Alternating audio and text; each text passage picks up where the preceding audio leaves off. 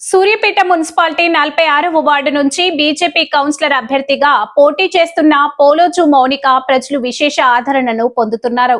దేశ రక్షణ కోసం ప్రాణాలు అర్పించి కార్గిల్ యుద్ధంలో వీర మరణం పొందిన గోపయ్యాచారి కుమార్తెగా మౌనికకు ప్రత్యేక గుర్తింపు ఉంది. తండ్రి చూపిన దేశభక్తి, సేవ భావాన్ని ఆదర్శంగా తీసుకొని సమాజ సేవే లక్ష్యంగా ముందుకు సాగుతున్నారు.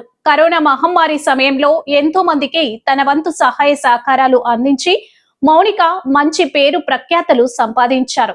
ఆ సమయంలో పేదలు, వృద్ధులు, నిరుపేద కుటుంబాలకు అవసరమైన సహాయం అందిస్తూ అండగా నిలిచిన ఆమె సేవా దృక్పథం ప్రజల మనసుల్లో స్థానం సంపాదించింది.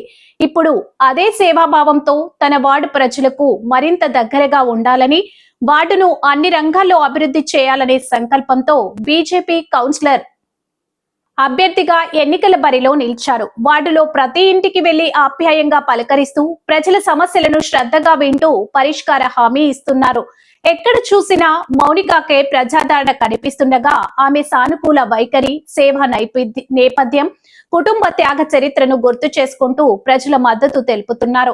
దీంతో 46వ వార్డులో మౌనిక గెలుపు దాదాపు ఖరారైనట్టేనని స్థానికంగా చర్చ నడుస్తుంది.